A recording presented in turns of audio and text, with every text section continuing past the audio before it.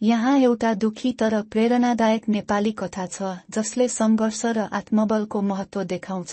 कथा पुनमको सपना। पुनम नाम गरेकी एक सानी छोरी थिइन्। उनी सोलुखुम्बु जिल्लाको सानो गाउँमा जन्मिएकी थिइन् जहाँ शिक्षाको उचित व्यवस्था थिएन।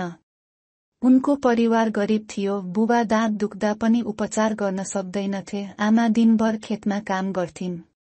पुनमको पनि जिम्मेवारी थियो बिहान गाईलाई घाँस काटेर खुवाउने, साना भाइ बहिनी हेर्ने अनि सकेसम्म स्कुल जान। पुनमलाई पढ्न मन पर्थ्यो तर किताब किन्ने पैसा थिएन। उनी गाउँको स्कुलको पुस्तकालयबाट पुराना किताब चोरेर होइन लुकाएर पढ्थिन्। कहिलेकाहीँ पेट खाली हुन्थ्यो तर मनमा सपना थियो म डाक्टर बन्छु। यस परीक्षामा उनले जिल्लामै टप गरिन्।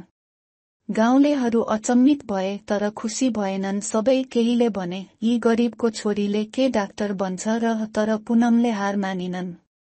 छात्रवृत्तिको लागि आवेदन दिइन्। काठमाडौँ आइन्। डेरामा बसेर पढाइ सुरु गरिन्।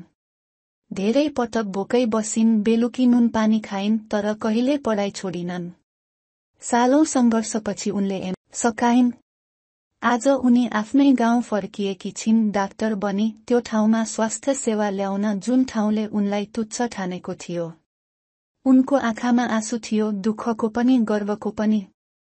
शिक्षा सपना ठूलो होइन, संघर्ष ठूलो हुन्छ। जिन्दगीले हजार चोट दिन सक्छ तर त्यो चोट नै प्रेरणा बन्न सक्छ यदि तपाईँ हिम्मत गर्नुहुन्छ भने।